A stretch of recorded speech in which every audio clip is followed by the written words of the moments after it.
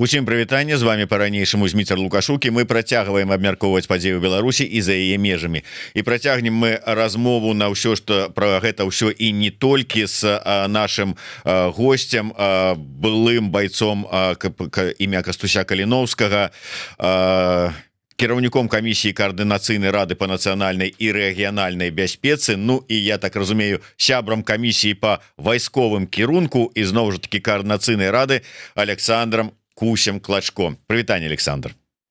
Да, вітаю, Зміцер.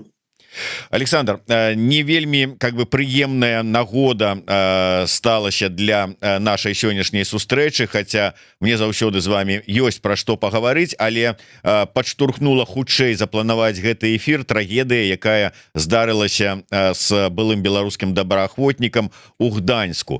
Што вы ведаеце пра гэтую сітуацыю і што можна, што варта, на што звярнуць у гэтай сітуацыі? Вот вы б звярнулі ўвагу. Ну, я пачуў пра гэту сітуацыю, мабыць, на паўдня раней, чым яна выйшла, з'явілася ў сродках масавай інфармацыі. Пачуў толькі таму, што мне запыталі, ці ведаў я гэтага хлопца. Вось, і потым ужо з'явілася інфармацыя ў сродках масавай інфармацыі. Вось, і тое, што я ведаю, то гэта адтуль асноўная маса, плюс некаторыя сведчанні людзей, хто праз знаёмых альбо асабіста ведаў удзельнікаў гэтай гісторыі, гэтай сітуацыі. На што звярнуць увагу ў гэтай сітуацыі? Я лічу, што важны момант, што гэты хлопец, загінуўшы былы добраахвотнік, які кінуўся пад цягнік, пра яго фактычна ніхто не ведаў з нашага асяроддзя вось добраахвотнікаў. То бок асабіста я не ведаю чалавека з былых добраахвотнікаў, які з ім напрамую кантактаваў ці неяк падтрымліваў сувязь. І я думаю, што гэта галоўны момант таго, што адзін з галоўных момантаў, не галоўны, а адзін з галоўных момантаў, чаму такая сітуацыя здарылася, бо хлопец фактычна застаўся ці сам-насам, ці ў асяроддзі людзей, якія, магчыма, не разумеюць альбо не разумелі. Тут цяжка сказаць, калі не ведаеш дакладную сітуацыю, і патрэбы гэтага хлопца і яго, можа, перажыванні нейкія там. Александр, давайте тады не будем уже залазіць у гэтую тэму. Я разумею, што яна складаная, не ўсё мы там ведаем, пакуль што яшчэ усе гэтыя нюансы і падрабязнасці. Увогуле, я чытаў нават такія допісы, што журналісты дарэмна пра гэта пісалі і публічылі, і імёны называлі, і гэтак далей. Давайте пра іншае. Усё ж такі, наколькі я разумею, гэты баец, ён меў пэўныя складанасці пасля таго, як адслужыў, як пабыў на фронте, пэўныя складанасці са здароўем, як фізічным, так і, відаць, псіхічным, так і ментальным. Увогуле, наколькі гэта пашыраная з'ява, што хлопцы, добраахвотнікі, якія потым сыходзяць з войска ў цывільнае жыццё, мірнае жыццё, яны, у іх вось гэтыя ёсць праблемы, наколькі яны сур'ёзныя, наколькі это пашыранае, ці ўсе добраахвотнікі з гэтым сутыкаюцца? Зміцер, глядзіце, пачну здалёк. Калі мы кажам пра амерыканскіх жаўнераў, якія ідуць на кантракт, то там ёсць сістэма, і людзі свядома выбіраюць гэты шлях. Не ў адзін там момант нейкі, яны ідуць, рыхтуюцца перад тым, як можна паехаць там на баявое заданне, яны праходзяць падрыхтоўку, там псіхолагі, паўнавартасную падрыхтоўку, скажем так, і ў тым ліку псіхалагічную іх рыхтуюць да таго, што яны могуць скончыцца на вайне, на баявых дзеяннях.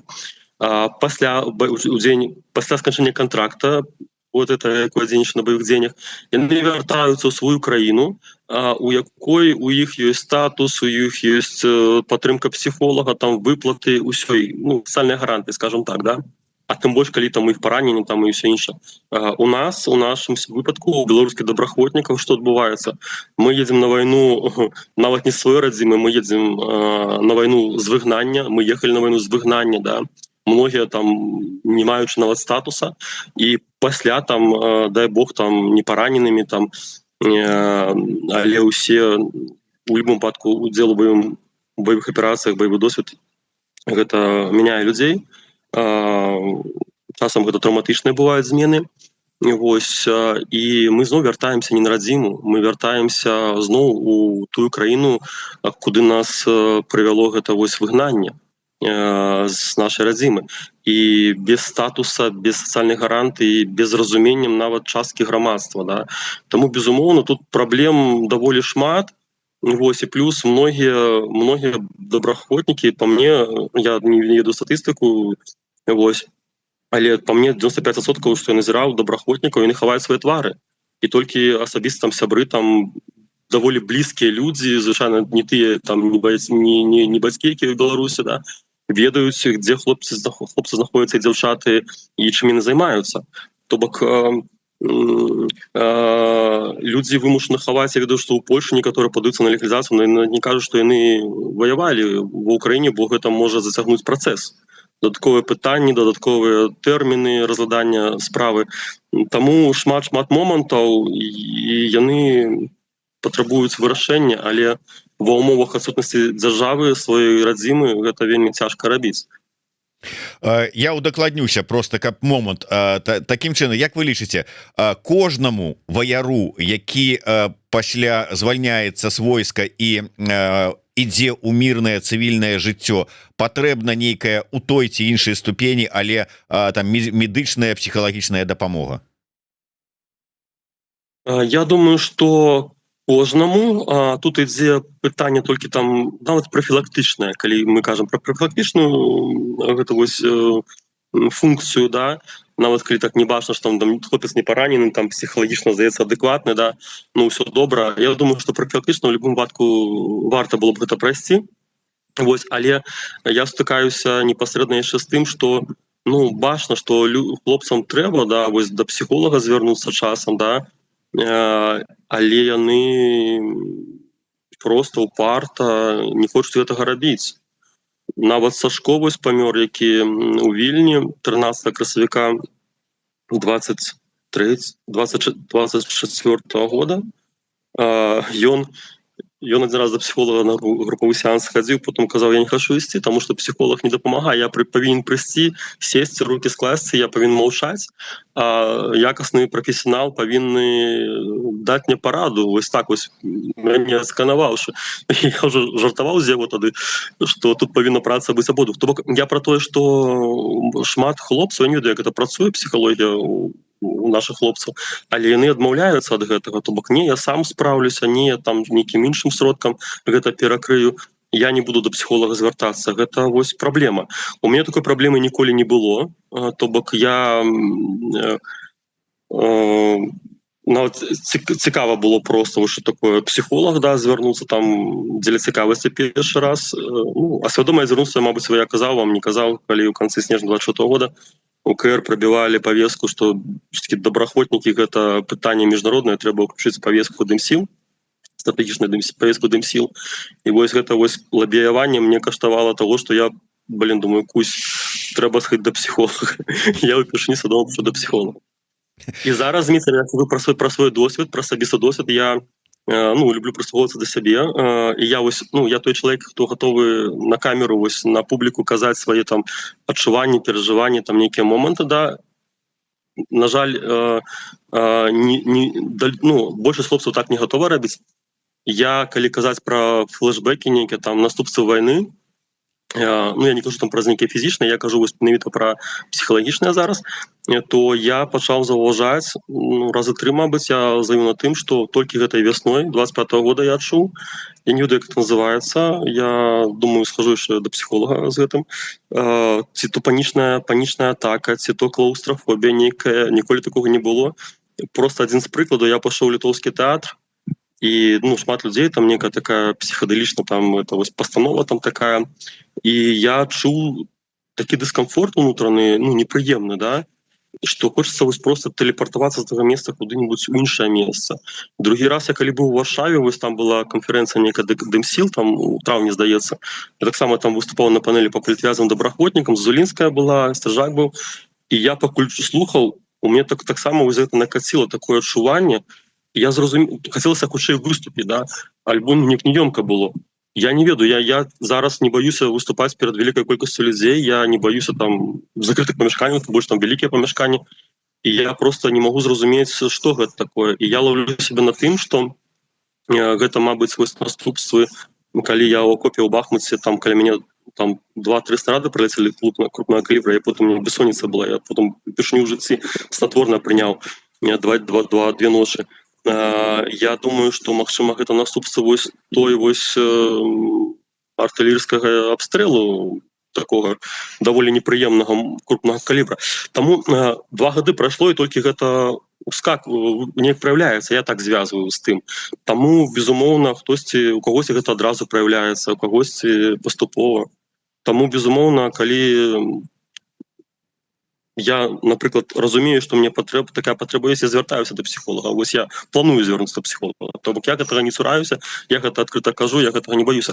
А ёсць тыя, хто кажуць: да не, я мужик, я сам справлюся, да псіхолог гэта не мужская справа, да гэтыя псіхолагі там праплачаныя ўсе там гэтымі грашымі, не патрэбна мне гэта. Ну, шмат такіх момантаў, і вось гэта праблема.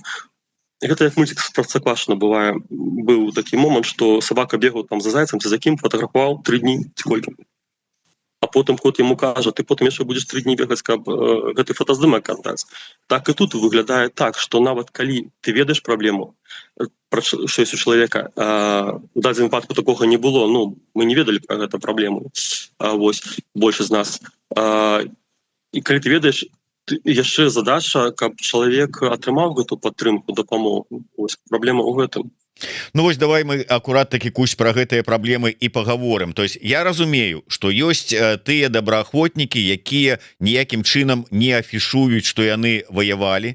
Яны нават сябрам, знаёмым, вот та самая сваім там я не ведаю, с асацыяцыі былых добраахвотнікаў не паведамляюць пра сябе, і як ты кажаш, нават не ведалі, што быў такі вот хлопец і гэтак далей. Гэта адна справа. Другая справа, вось тыя людзі, якія адмаўляюцца атрымліваць нейкую там дапамогу ад псіхолага ці яшчэ што-небудзь. Хаця тут таксама ёсць нюанс.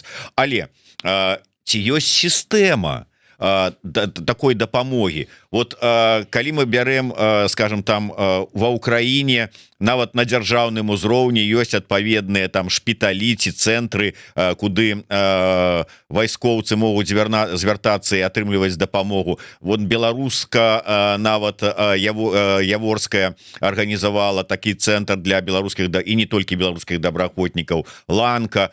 А вот тут вот у Літве, у Польшчы, там у іншых краінах ёсць такія нейкія цэнтры, месцы, структуры, якія займаюцца аказаннем дапамогі медычнай, псіхалагічнай, яшчэ якой добраахвотнікам?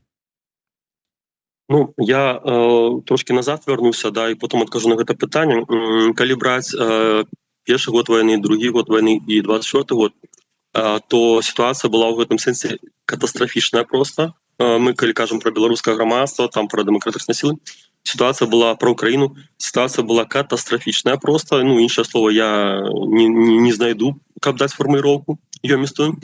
Вось, з канца 24 года кейс Васіля Верамейчыка, тое, што мы ў Карцэнрадзе прабілі гэты момант, што пытанне беларусаў, беларускіх добраахвотнікаў уключылі гэту вось павестку дэмакратычных сіл. І у гэтым годзе я ўжо пабачыў першыя вынікі. Ну, я кажу, што гэта праца шмат людзей, я працягваю кожны на сабе, гэта праца шмат людзей і ў Украіне, і ў Польшы, і ў Літве. Кожны на сваіх накірунках, кожны там у нейкіх момантах, вялікая праца многіх людзей. І Сашко, які памёр, таксама гэту сцяжынку прабіваў, вось эту сцяну прабіваў, не прабіў, на жаль, не змог, памёр. Вось. Сцена прабіта, але пра такую сістэмную падтрымку я бы пакуль яшчэ не казаў. Яно толькі ў зародышы, і ёсць пэўныя структуры, пэўныя арганізацыі, якія намагаюцца нешта рабіць. Да, Зміцер правильно сказалі пра Ланку, Тацяна Гацура-Яворская ва Ўкраіне. І Ольга Зазулінская, яна прыйшла вось у канцы 24 года ну, там восенню, здаецца, ці ў жніўні, восень, у верасні, здаецца, 24 года прыйшла ў кабінет, і нарэшце на сваёй пасадзе ўпершыню да гэтага на гэтай пасадзе не гучала такога слова, як добраахвотнікі, нават быццам не існавала, прагучала з яе вуснаў неабходнасць у ОПК падтрымкі добраахвотнікаў. Дзякую вялікі за гэта ёй. І ў гэтым годзе атрымала клуб Ліцвін атрымаў фінансаванне на падтрымку добраахвотнікаў іх сямей, і гэта на цяперашні момант найбольш такая вось грунтоўная такая справа, да, на якую выдзелены сродкі. І як я бачу, я напрамую не удзельнічаю ў гэтым всім, да, але я вельмі задаволены гэтым.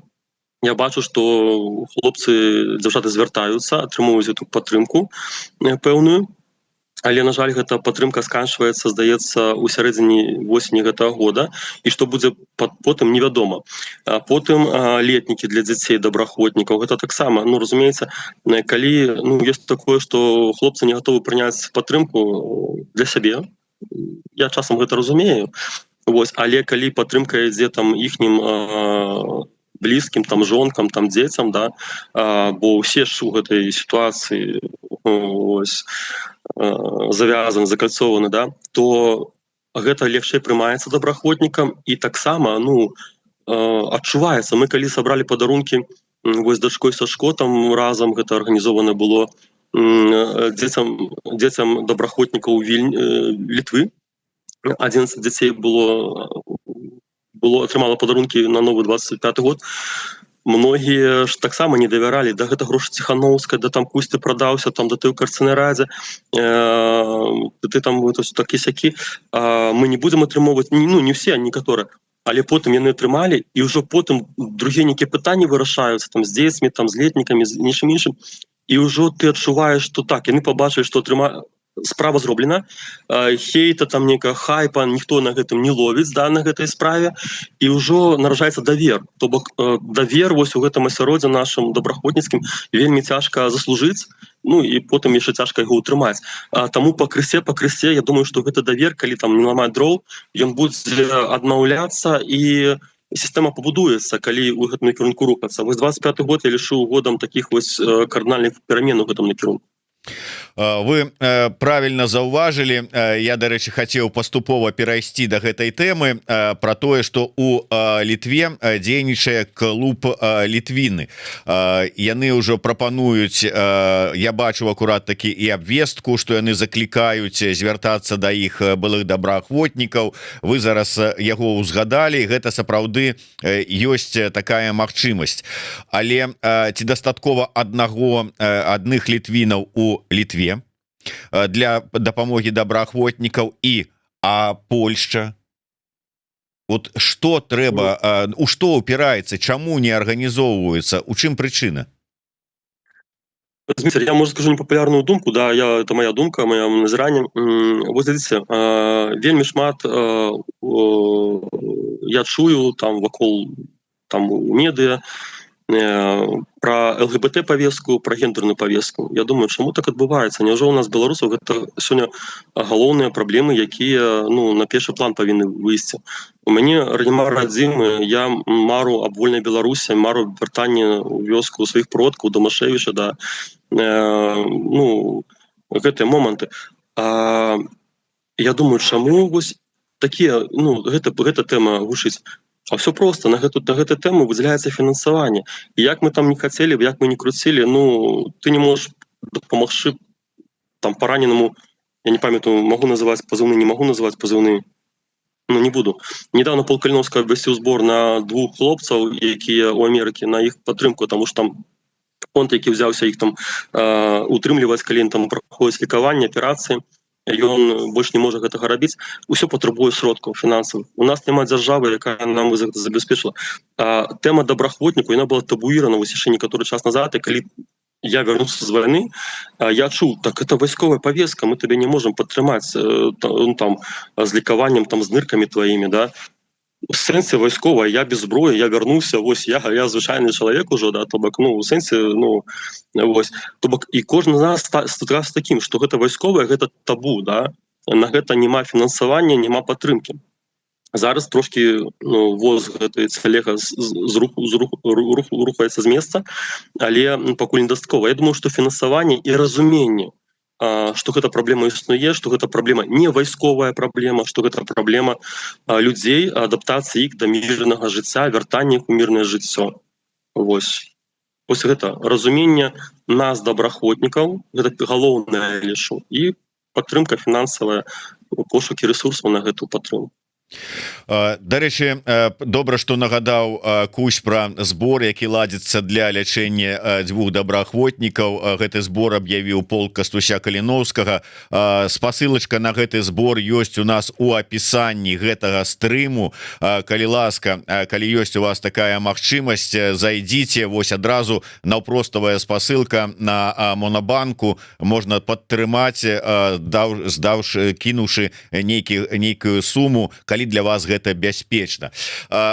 Кусь, тут можна, конечно, спрачацца. Усе повесткі важныя, і там, скажем, і ЛГБТ, і іншыя, якія ўздымаюцца, тому что гэта пра правы чалавека, як і тэма добраахвотнікаў, таксама вельмі важная. І скажи мне, калі ласка, ўсё ж такі, прасоўваючы там розныя тэмы у міжнародную повестку, там палітвязняў, там іншыя сітуацыі, тэма добраахвотнікаў з вуснаў прадстаўнікоў дэмсілаў на гэтых міжнародных форумаў яна пачала гучаць, ці пачалі гэта как бы вот эту тэму педалировать і прасоўваць? Зміцер, мне цяжка сказаць. Мы бачым тое, што я бачу тое, што бачым мы ўсе ў СМІ, да, у сродках масавай інфармацыі. Калі была Анжэліка Мельнікова, я з ёй так спрачаўся, там быў момант, калі была там дэлегацыя з амерыканцамі сустрэча у канцы 24 года, і памятаю, на канале КР выйшла інфармацыя, што вось там была сустрэча, было тое сёе. Я пішу: Анжэліка, чаму пра добраахвотнікаў ні слова? І там у нас такая была гарачая перапіска, што яна кажа: Кусь, я казала пра гэта, то бок, я не ведаю там, як, чаму медыа КР так падала, да, але, то бок, такія у нас былі дыялогі, да, скажем так.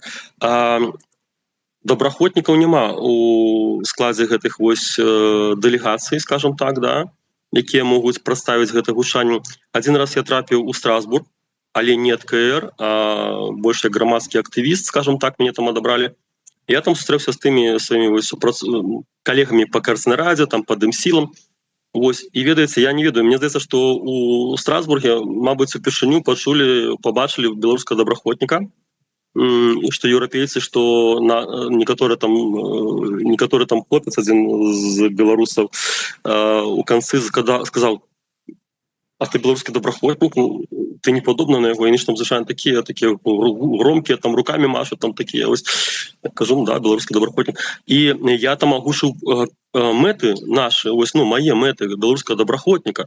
Я кажу, мы можам вечна будаваць, вучыцца дэмакратыі, мы можам вечна бясконца планаваць, як мы будзем, вернемся ў Беларусі, будзем там пасля вяртання Беларусь будзем адбудоўваць дэмакратычную Беларусь, але падкажыце мне, калі ласка, такое пытанне задала, да, як нам дамагчыся гэтага вяртання ў Беларусі? Мне такое ўражанне, што я пачуў адказ, што гэта складанае пытанне, і мне такое ўражанне, што гэта пытанне нават не здаюцца гэтым пытаннем на гэтым узроўні часам. Вось як Беларусь стане вольнай, да? А гэта важна. І як там прадстаўлены, ці здольны тыя людзі, хто прадстаўляе, ад каго агучваецца гэта вось пытанне добраахвотнікаў, там яго агучваюць паўнавартасці, я не ведаю. Магчыма, хтосьці агучвае, вось, але ў любым выпадку гэта робіцца недастаткова. Вось. Таму што зноў жа, ведаеце, калі ты, як гэта паліткарэктна сказаць,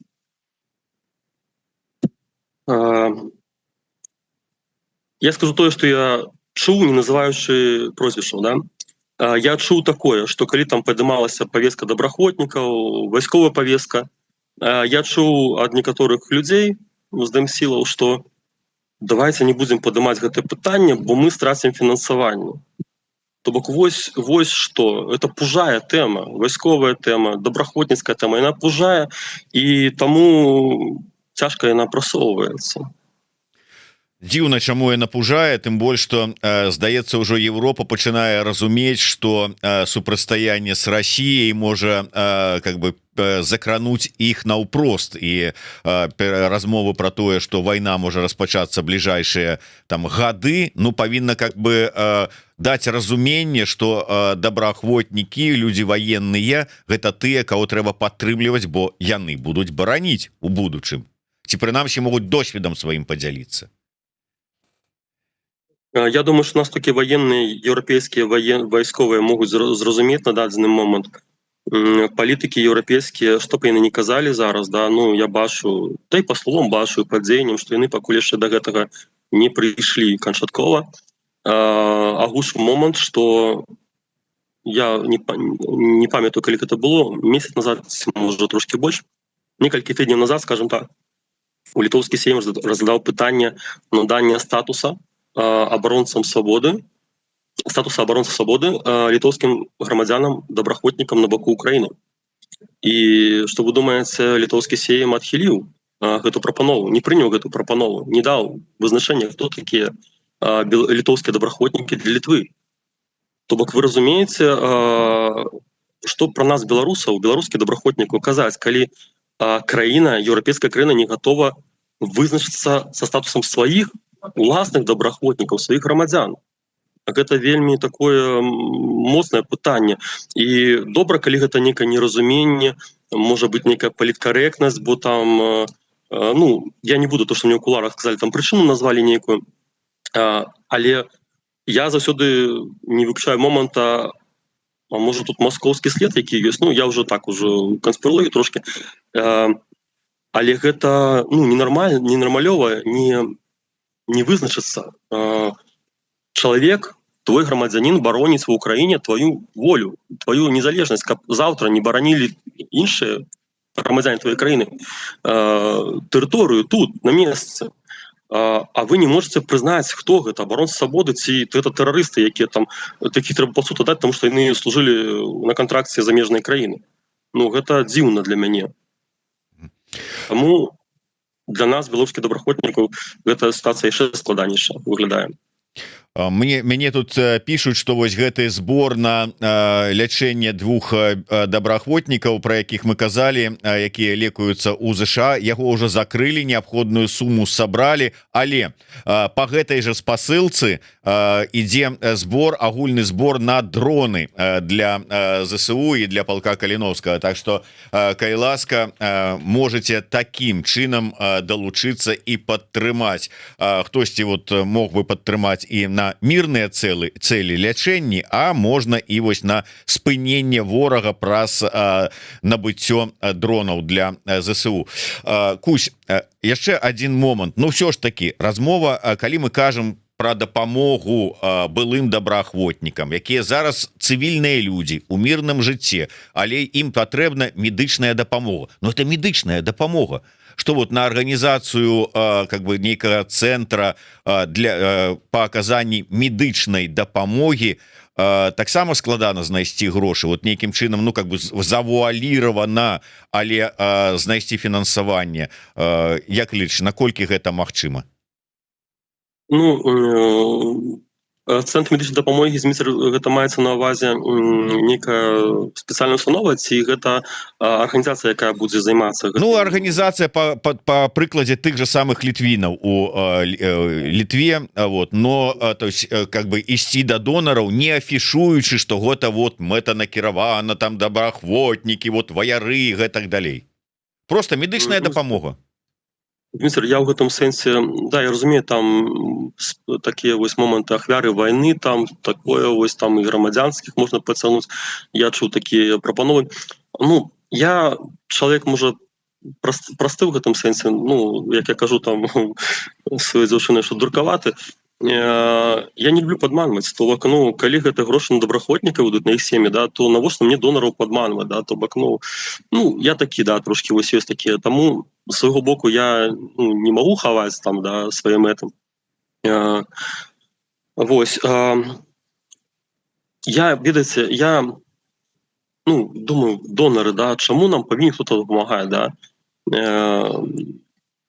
Але як по-іншаму знайсці гэтыя рэсурсы, не маючы дзяржавы, не маючы падаткаў, не маючы бюджэту, я не ведаю. Таму толькі данаты беларусаў, толькі замежныя донары, на жаль. Ось. Толькі так. Ну, я думаю, тут трэба тлумачыць і донарам. І, Зміцер, ведаеш, я скажу так, што з донарами трэба, каб размаўлялі тыя людзі, хто ведае сітуацыю, хто валодае сітуацыю, можа данесці, можа аргументаваць, контраргументаваць нейкія моманты, да? А калі чалавек плавае ў гэтай сітуацыі, баіцца гэтай павесткі, ён спрабуе нешта данесці там донарам, да, то так яно і атрымоўваецца, што і плюс чалавек залежны ад донараў. Не дай Бог, я скажу щось не так і мне пазваць фінансаванне, ну як гэты чалавек можа прасоўваць насамрэч важныя, але не зусім, як это правильно сказаць, стандартныя тэмы, скажем так. Вось. Таму тут пытанне прадстаўніцтва нашага пытання добраахвотнікаў на міжнароднай арэне узнікае. Паўтаруся, ад Карцінай рады ні аднаго добраахвотніка няма у складзе міжнароднай дэлегацыі. І другі момант, гэта разуменне данесці у першую чаргу да беларускага грамадства, у другую чаргу да замежнікаў, заходніх партнёраў, хто такія беларускія добраахвотнікі, іх сем'і, што мы не галаварэзы, якія там паехалі там шлюбам забіваць людзей. Вось якая наша мэта, якая наша задача. І што гэта не страшна, ну, яны баяцца, потому што нас не разумеюць. Яны баяцца гэту тэму, тому што беларусы баяцца гэту некаторую тэму, потому што не разумеюць нас. Вайсковую камісію стваралі, колькі там пачулі там гэтых момантаў. Ну, все баяцца гэта. Гэта цяжка прасоўваецца. І тым ліку з фінансаваннем все цяжка. Але пакрысе трэба гэта рабіць. Я не ведаю, як атрымаецца гэта, але не рабіць гэтага нельга. Кусь, я так разумею, вы на контакте с Вольгай Зазулінскай, і я чытаў каментары, калі Вольга пракаментавала гэтую сітуацыю з трагічную з былым байцом палка Пагоня, які скончыў жыццё самагубствам у Гданьску. Яна звяртала увагу на тое, што ну вось няма фінансавання, няма сродкаў для того, каб арганізаваць такія нейкія такія суполкі, цэнтры, там як хочаш назавіце, кшталту літвінаў ці ланкі па аказанні дапамогі былым добраахвотнікам. І я чытаў каментары, дзе людзі пісалі: слухайте, так там же ж вон стварылі нейкі фонд, нейкі хельсінскі ці як ён там называецца, дзе ляжаць нібыта мільёны на дапамогу беларускім і палітвязням і гэтак далей. Чаму нельга ўзяць грошы з гэтага фонду, каб дапамагчы сваім жа ж людзям? Ці абмяркоўвалі вы гэтае пытанне? Наколькі можна гэтымі фондамі нейкім чынам карыстацца на карысць дапамогі добраахвотнікам? Ну, Зміцер, я там не ў тэме гэтага фонда міжнароднага там гуманітарнага, калі не памыляюся з яго назвай. Я скажу так, што наколькі я асабіста стыкаюся з гэтымі сітуацыямі, што грошы ў гэтыя фонды выдзяляюцца пад канкрэтныя задачы, і пад іншыя задачы, калі арганізацыя будзе іх накіроўваць, то яна страціць давер гэтага фонда і страціць фінансаванне. Ну, то бок, умоўна, хто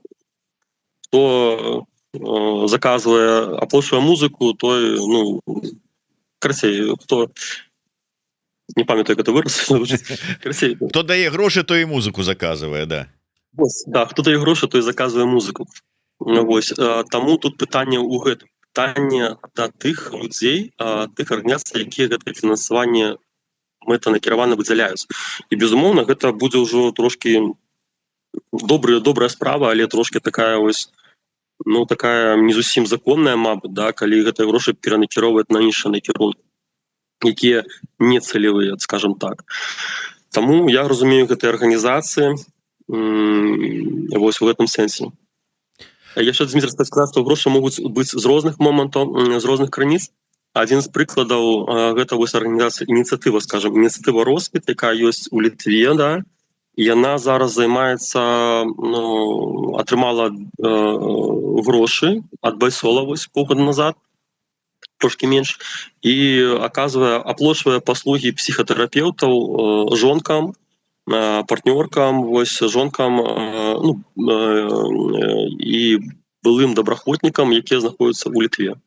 Гэта невялікая таксама такая падтрымка, але пэўнае кола людзей, якія ўжо звярталіся да псіхолага альбо планавалі, але не маглі дайсці да яго, там грошай няма, альбо там не ведаюць да кого пайсці, там як это пайсці, то вось такая невялікія так кропелькі, не сістэмныя, але такія вось рушайкі, ланка, клуб Ліцвіны, там краіна для жыцця Ольгі Зазулінскай, крывічы, якія летнік у Польшы для дзяцей арганізоўваюць, у тым ліку добраахвотнікаў былых, росквіт, ініцыятыва і некаторыя іншыя, можа я так вось зараз не успамінаю, ну яны вось сістэматычна у Італіі вось ёсць прадстаўніца, народная амбасадарка Юлія Юхно, калі памыляюсь прозвішчам, яна арганізавала летнік для, у тым ліку для дзяцей добраахвотнікаў у Італіі. Ну вось, і гэта вось такія вось кропелькі, і ну дай Бог яно складзецца і будзе сістэма нейкая.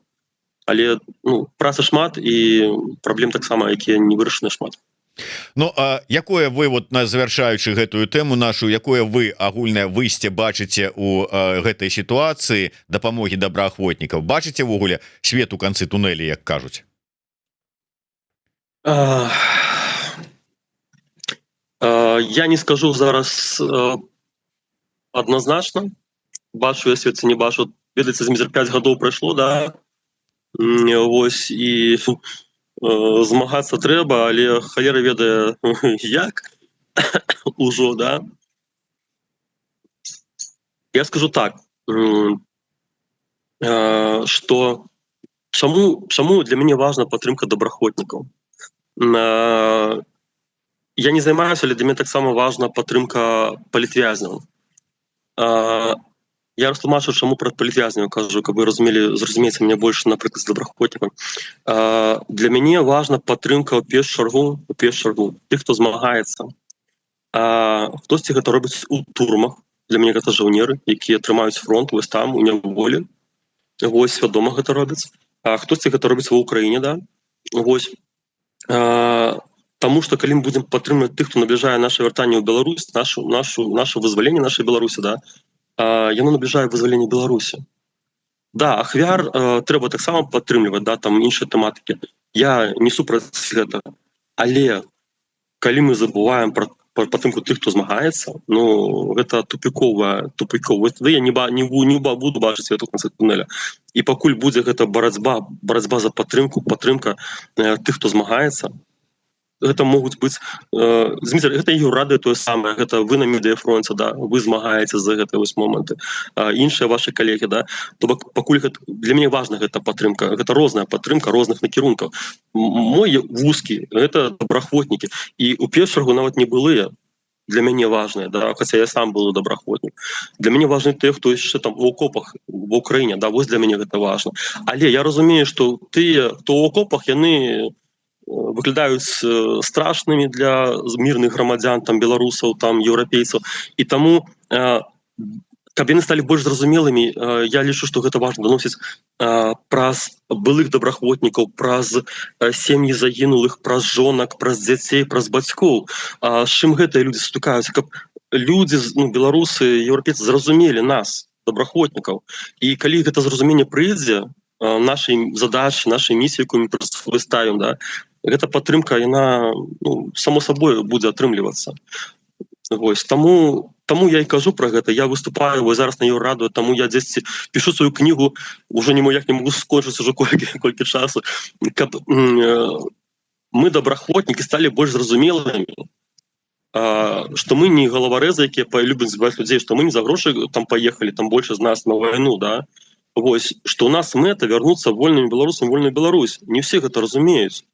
Нам у свой бок я адчуваю такія моманты, што Куся, ты там не ваяваў, Куся там шмат дзе, давайце падрабязнасці, некалі ласка. Я любы момант, бок я ніколі не гавару тое, што не рабіў, але ад таго, што я рабіў, я не адмоўлюся ніколі таксама.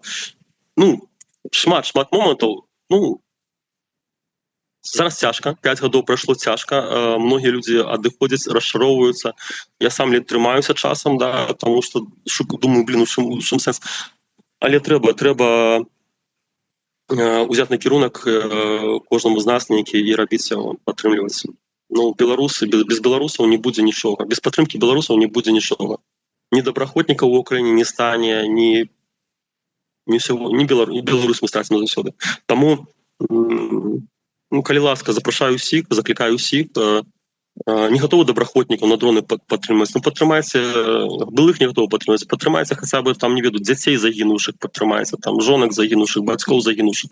Я ведаю маці аднаго добраахвотніка, адзіны сын у яе быў, да, яна зараз у Польшы, і ён загінуў вось у бою пад Гуляйполем 3 кастрычніка 22 года. Адзіны сын быў у жанчыну, і яна вось просто вось, всё. І гэтыя людзі, вы пра іх не ведаеце, то што яны хаваюць свой твар, а яны патрабуюць падтрымкі. Ну так, сапраўды, ўсё ж таки беларуская, грамадзянская, там, нацыянальная, любая там супольнасць, але супольнасць беларуская мусіць нейкім чынам гуртавацца і падтрымліваць сама сябе, сваіх падтрымліваць, дзе б яны не былі, які б яны не былі. Кусь, давайте, может быть, на завершение, калі ёсць по этой теме что сказать, калі б хотели что сказать. Я не дарма, калі вас называў на пачатку, я сказаў, что вы кіраўнік камісіі координацыйнай рады по нацыянальнай рэгіянальнай бяспецы, ну і зараз сябра новастворанай камісіі по вайсковым кірунку. Что там у гэтых камісіях адбываецца? Чым яны могуць пахваліцца, што яны зрабілі? Дмитрий, глядзіце, з цяжкасцямі была створана ў Карснарадзе не ў Карснарадзе, а накірованы дэлегаты ад Карснарады. Скажем так, я называю яе міжведомственная вайсковая камісія. Гэта камісія, у якую увайшлі зараз чальцы Карснарадзе, уваходзіць прадстаўнік АПК і прадстаўнік офіса Ціхановскай. Вельмі важны крок для стварэння гэтай камісіі — гэта легітымнасць, гэта тое, што Карснарада дала мандат гэтым прадстаўнікам КР, дэлегатам КР увайсці ў гэту камісію. Гэта важны сігнал для заходніх партнёраў, што Карснарада падтрымлівае гэты накірунак, і ён ёй важны. Не толькі тэмы, якія вось я зараз прагаворваў там, да, якія гучаюць пастаянна там ад мене, смяротнае пакаранне, гендерная роўнасць, ЛГБТ, але і гэты накірунак, якім займаецца вайсковая камісія міжведомственная. Праца вайсковай міжведомственнай камісіі, яна будзе такая больш закрытая, і калі будуць нейкія вынікі, яны будуць падсвечаны. Калі вынікаў не будзе, таксама я думаю, што об этом свой час скажам. Але гэта справа будзе любіць цішыню, я так разумею.